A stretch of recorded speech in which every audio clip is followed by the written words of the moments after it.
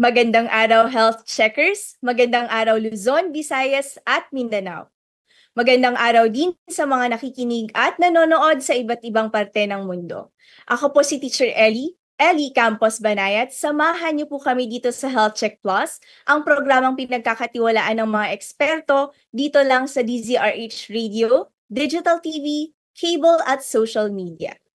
Sa gitna ng mainit na usaping medikal at pangkalusugan ngayon ang tungkol sa monkeypox virus o Mpox, kung saan ayon sa pinakahuling tala ay umabot na sa 8 ang bilang ng active cases dito sa Pilipinas. Mga health checkers, mga kababayan, sama-sama nating alamin ang mahalagang impormasyon tungkol sa sakit na ito dito sa Issue Kalusugan sa Health Check Plus. Issue Kalusugan. Tampok na balita hinggil sa kalusugan ng mamamayan. Issue Kalusugan sa Health Check Plus. Kasama natin ngayon ang ating paboritang preventive medicine expert. Siya po ay isang Medical Officer 3 mula sa Quezon City Health Department. Ang ating suki sa Health Check Plus, si Dr. Marlon Joselito Roberto F. Molano. Magandang araw po sa inyo, Doc D-Boy. Magandang araw, health checkers. Good morning.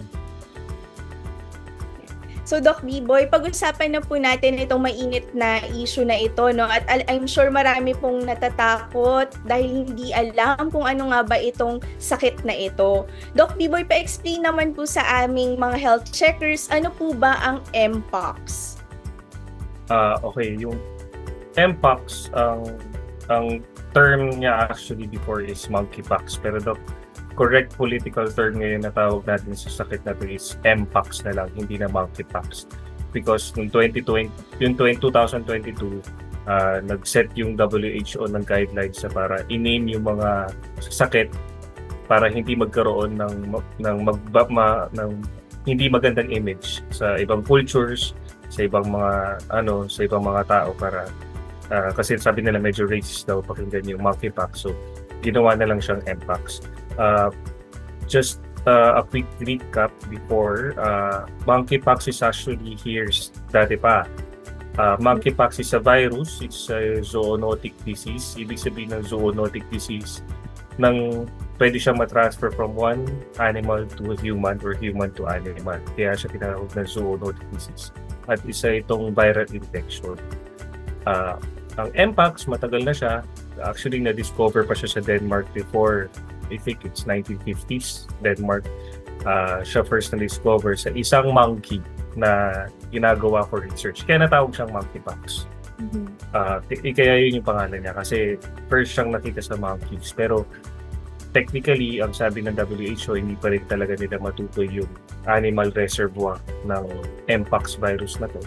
Kaya nag-stick na lang sila dito sa Mpox. So itong virus na to, kumakalat ito sa Central and West Africa region sa Republic of Congo. Even before pa noong 2014, 2015, in-announce na to ng WHO na concern na siya, public health concern kasi dumadami. Tapos naglaylo na konti hanggang yung 2022, yung 2022, tumaas ulit ang kaso ng Mpox sa Central and West Africa.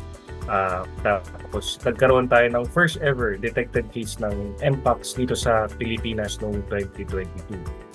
Tapos naglaylo yung kaso natin, hindi naman ganun tumaas dahil siguro pwede sabihin natin kasi sumabay siya sa agos ng COVID virus yung panahon na yun. Tapos natanggal siya sa public health concern during August during mga siguro June or July ng 2022. Pero ngayon, na-announce siya noong May 2024 na it's becoming an international public health concern. And we have detected our first case here in the Philippines last August 2024. Kaya ito, pinag-uusapan na natin siya dahil medyo tumataas na yung kaso sa Mpox. Meron tong dalawang klase. Ang Mpox virus has two types. Kaya tawag natin na clades. Clades naman tawag sa kanya. Kung pag-uusapan natin kasi yung COVID, no? yung sabing variants na. So ito, ang tawag sa types niya is clades. So, merong clad 1, merong clad 2. So, yung clad 1, yung medyo nakakatakot kasi medyo maraming nagiging casualties dito. Pero yung clad 2, which is yung ngayon na kumakalat, na most of the cases, ito yung na-detect na yung clad 2 na kumakalat. Medyo benign version siya ng Mpox na medyo nasusurvive naman siya ng maraming pasyente. Pero still, nakakatakot pa rin sila kasi it can give many complications kung hindi maagapan na maayos. Buti po, Doc Biboy, ay na-explain ninyo sa amin no, na hindi bago itong Mpox na ito. Pero dahil tumataas yung mga kaso natin dito, no, lalo na sa Africa, at meron na nga din tayong mga kaso dito sa Pilipinas, ay kailangan pinag-uusapan din talaga natin ito. Doc Biboy, nasabi po ninyo na ito ay zoonotic disease at nakukuha ito sa human to animal o animal to human, no? Paano naman po ito nakakahawa?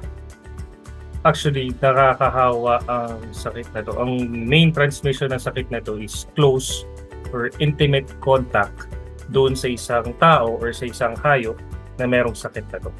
So, kapag kapag yung sinasabi natin close or intimate contact, it may include, syempre, number 1, sexual contact. Sexual contact, mouth to mouth, either kissing, either hugging, either direct contact na cuddling lang, pero direct contact sa balat, sa mga lesions, mga tipong gano'n. And minsan, pwede rin siyang makuha through respiratory contact naman. Ibig sabihin, close contact kayo, bumahing, tapos nag-produce ng respiratory droplets na langhap. Yun yung mga sinasabi natin, pwede natin makuha through direct contact. Pero may tinatawag din tayo na indirect contact. Ibig sabihin, indirectly, hindi mo na ano yung tao na merong Mpox, pero yung mga nagamit niyang gamit or nahawa niyang gamit is nahawakan mo.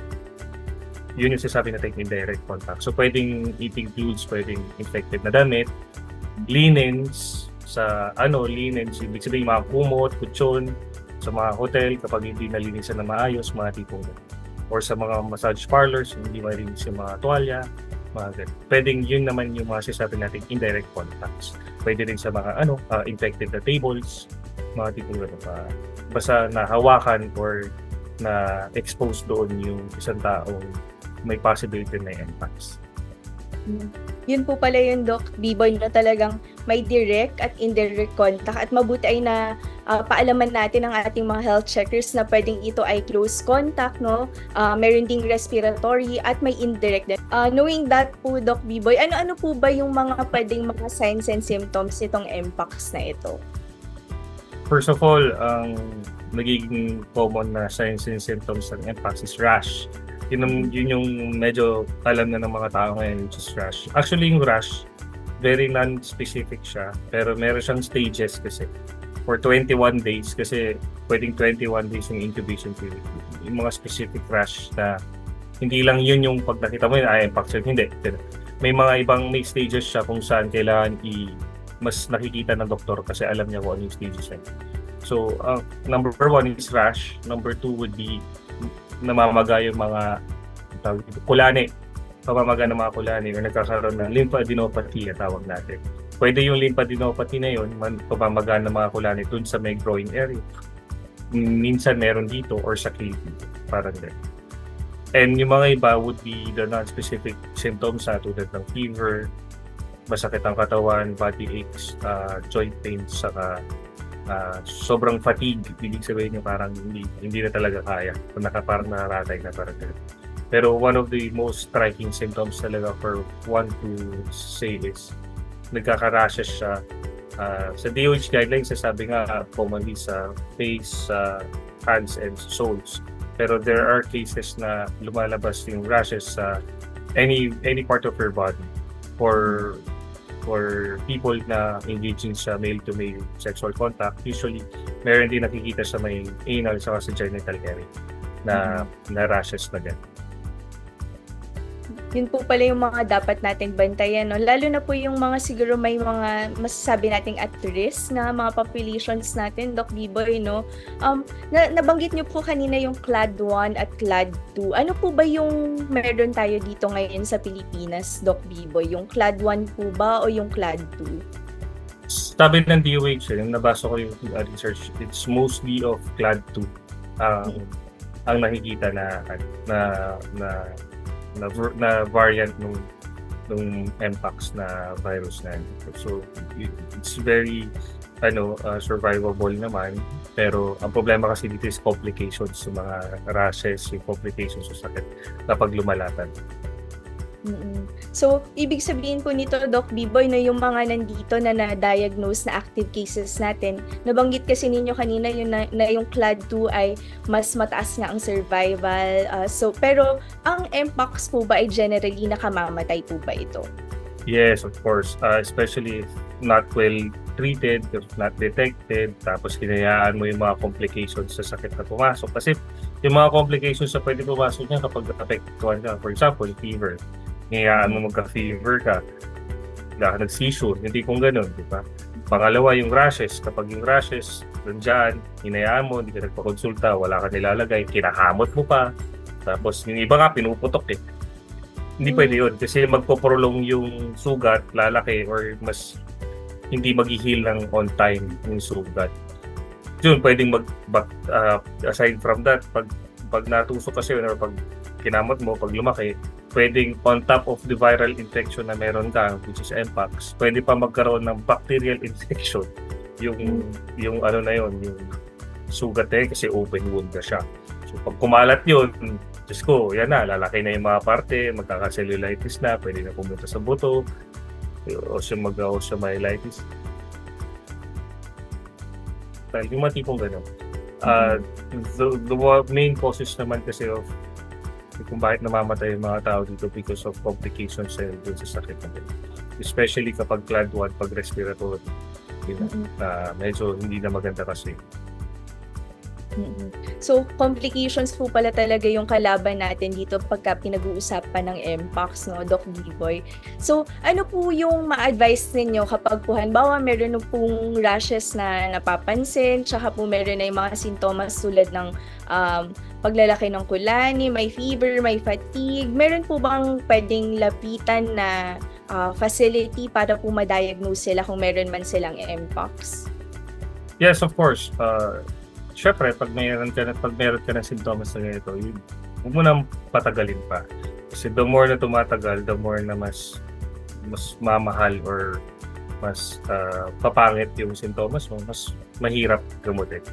So the more na milder pa yung mga nararamdaman, pwede po kayo pumunta sa mga local health centers nyo, sa mga primary care providers nyo, sa mga kilala yung doktor, sa mga hospitals para ma-detect po agad. Kasi ang detection nung virus, i-refer muna tayo sa Epidemiology Service Unit, tapos isa-swab yung lesions, tapos papadala sa mga specialized laboratories na tulad ng RITF or PGH para ma-detect.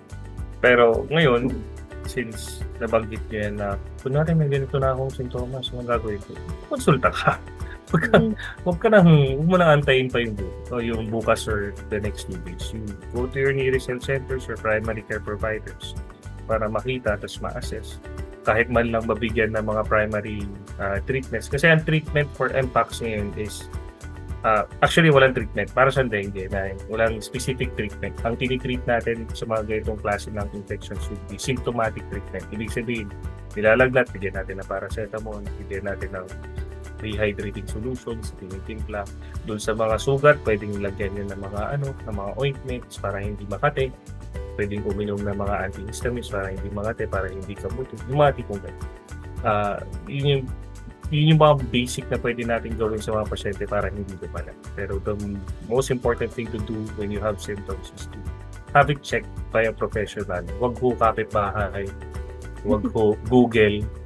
Saka okay yung Google kasi nakikita mo at least nakikita mo na medyo may idea ka, pero it doesn't give you the authority to sabihin na Mpox to, parang ganun. Hindi. Mas maganda at least alam nyo, tulad ito, ginagawa natin ngayon na nalalaman yung ganito, at least tumaas yung health literacy natin, magkaroon tayo ng self-awareness sa sarili para mapakonsultahan. Yan, napaalalahanan po tayo mga health checkers ni Doc Biboy no, na magpakonsulta na, wag nang matakot na lumapit sa ating mga doktor, mga health centers no, kapag meron tayong napansin na mga sintomas na patungkol naman sa ating Mpox. Yan. Yes. So, Teacher Ellie, Yes. no, dagdag ko lang, since the not all, pero most of the cases din na nakikita according to WHO, CDC, sa ibang countries, sa atin is nakikita yung na-detect yung mga cases na to through some certain types of individuals sa community natin na engaging in multiple sexual partners, engaging in male-to-male sex encounters, tapos and those patients who are immunocompromised, especially patients na merong HIV and AIDS, na ongoing treatment, yung mga tipong ganyan. Or diabetic, yung patient na hindi masyado nag-take na medicines. Kasi diabetes can make you immunocompromised. Kaya delikado din yung diabetes talaga. So for these types of patients, na special patients natin, lalo na sa mga kumukuha ng gamot sa mga HIV treatment centers, sa mga treatment hubs natin, always make it habit na mag-follow up sa inyong mga providers ng mga ART, so yung antiretroviral treatment hubs natin. Means make an effort to tell them everything, what you're feeling, tell them kung ano merong sintomas, kasi these patients, they're really at high risk on contracting this disease kung hindi rin nila babaguhin yung na parang gano'n. Kailangan nila talagang they need to consult or they really need to go to follow-ups sa mga treatment hubs natin. Hindi sila pwedeng mawawala. So buti po ay na-identify natin no, Doc Biboy, para sa ating mga health checkers kung sino-sino yung mga talagang at higher risk para sa Mpox na ito, para lang mas maging conscious din sila no, na talagang magpatingin, magpa-check at tuloy-tuloy ang kanilang follow-up sa kanilang mga providers at kanilang mga doktor.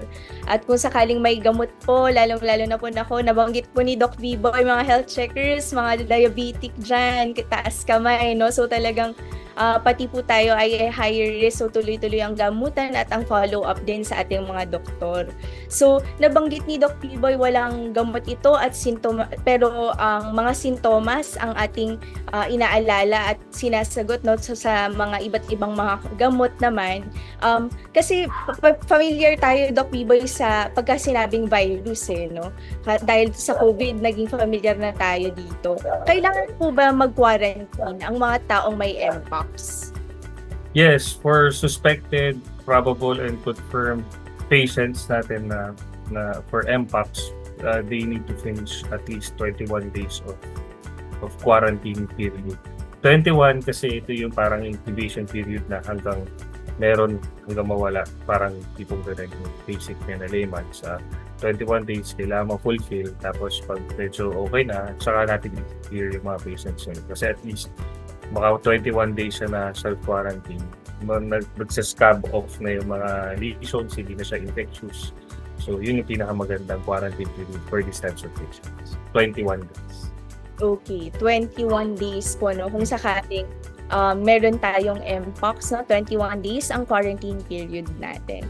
Yes, tapos syempre pag after 21 days, lalapit ka sa mga doktor mo, hihingi na medical certificate na back to work. Mahirap yun.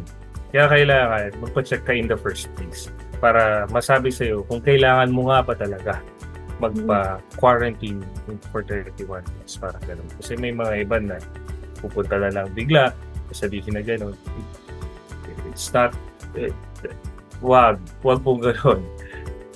You need to consult your doctor first, or you need to consult at your local health centers or primary care providers para masabi ho talaga kung yung ba yun. Kasi pangit po naman na mag-self-medicate tayo, pangit po na gawin lang natin based on sa nagbabasa at nakikita natin sa video. Lalong-lalo na nabanggit niyo, Doc Biboy, no, na ang lumagrabe itong mpox na ito dahil sa complication. So, napaka-importante po talaga na ang mag-a-advise sa atin ay mga doktor at healthcare professionals at hindi nga ng ating mga kapitbahay o Google. No? So, mas maganda talaga na kumonsulta sa mga tamang tao tulad ng mga guest expert natin dito sa Health Check Plus. So, Doc Biboy, napag-usapan po natin kanina yung mga learnings natin from COVID, yung pag-iintindi natin ng mga virus, no, kung paano ito natatransmit. Ano naman po ang pwedeng aaral na ma-apply po natin dito naman sa mpox, sa sitwasyon ng mpox na nagamit din po natin nung time ng COVID? Meron po ba? Na nagamit natin yung time ng COVID. O kung i-compare natin, syempre, ang number one na may papattern natin with COVID saka mpox in preventive measures na syempre, safe distancing, pagsusuot ng face mask kapag meron kang sakit or pag meron kang sintomas para ma-reverse isolate mo sa iba. Hand washing, saka sanitizing na alcohol. Yun yung mga basic na pwede nating ma-attribute kung paano natin na-prevent yung COVID. Pwede rin natin ma-prevent yung mpox virus through those things. Having a general hygiene 3 times a day, washing of your hands kapag may nakakontak, pag-disinfect ng mga tables kapag may gumamit na hindi mo kilala, hindi ka sigurado, baon lagi na alcohol, mga tipong gano'n. So, yun lang naman yung mga pinaka-basic natin na kailangan malaman. Pero those basic na sinabi natin, yun yung makakatulong talaga sa'yo para maiwasan yung iba't ibang uri ng sakit, lalo na pag viral infections. Hand washing, sanitation ng mga tables, ng ina-anemic materials, tapos physical distancing kapag may sakit ka, and pag-wear ng face mask. But, if you're going to ask me, Doc, paano ba natin prevent itong mpox virus? If you're going to ask me now, different from COVID, number one, be faithful to your partner. Having multiple sexual partners will give you at risk of contracting this disease. Kailangan maging faithful ka sa partner mo. Hindi pwedeng hindi. Or dapat, huwag na muna makulit. Hindi pong gano'n. Kasi number one din na, ano ba yung number one na common paano ma-transmit ang isang sakit na ito papunta mo sa iba? It's intimate and direct contact, di ba? Intimate and direct contact sa isang tao meron. So, by limiting your contact with other people, mas makakatulong sa iyo para hindi mo makuha itong sakit. Pangalawa would be make sure na nagagamot natin yung comorbidities natin like diabetes, HIV, nakakainom lagi na maintenance sa may ARTs. Tapos, mataas dapat yung health literacy mo towards pag may sakit, magpakonsulta agad. And pangatlo is kasama na ng COVID is proper disinfection ng mga gamit mo, proper disinfection ng sarili mo before ka makipag-usap sa iba, baon lagi na alcohol and face mask. So, napaka-practical po no, nung mga tips ni Doc Biboy kung paano maiwasan ang nakakatakot. Pagkapapakinggan, Doc Biboy, parang nakakatakot po talaga, lalong-lalo na yung mga images na nakikita natin sa news, sa media, no, tungkol dito sa mpox na ito. So, salamat po dahil na-educate natin ang ating mga health checkers. Ako po ay marami talagang natutunan na tips paano makaiwas at kung paano talagang i-address itong mpox na ito. Maraming salamat po sa inyo, Doc Biboy. For final messages siguro, dagdag ko lang sa kanina. Kung mahilig ka rin mag-travel, isa rin yun na kailangan mong alamin kung ano yung pupuntahan mo, ano yung mga sakit na puso doon. Alamin mo muna, sundin mo yung mga abiso ng airport or seaport sa pagbabiyahe, planuhin mo yung biyahe mo, tapos kung makakaranas ka ng sintomas doon, magpa-consult ka doon, tapos bago ka pumunta dito, bumalik sa Pilipinas, sumunod ka doon sa mga airport sa seaport na quarantine procedures para kailangan din mag-ingat. Hindi naman bawal mag-travel. Travel ka pero you need to take measures para ma-prevent mo rin kung ano yung mga sakit na uso doon sa pupuntahan para maiwasan mo rin yung madala sa ibang bansa. Maraming salamat po, Doc Biboy. Huwag po kayong bibitaw, makakasama pa rin natin si Doc B-Boy para pag-usapan naman kung papaano ang pag-iwas sa mga sakit na laganap tuwing panahon ng tag-ulan at pagbaha. Wellness tips, susunod na. Issue Kalusugan. Tampok na balita hinggil sa kalusugan ng mamamayan. Issue Kalusugan sa Health Check Plus. Sa tulong po ninyo, running to 4,000 subscribers na po tayo. Konting share na lang mga health checkers at tiyak na abot na tayo sa 10,000 subscribers bago magtapos ang 2024. Maaari ninyong balik-balikang panoorin ang ating mga episodes sa Health Check Plus YouTube channel or i-scan ang QR code na makikita sa inyong mga screen. Mag-comment, mag-like, mag-subscribe at i-click ang notification bell para laging updated sa ating mga features. Be a health checker.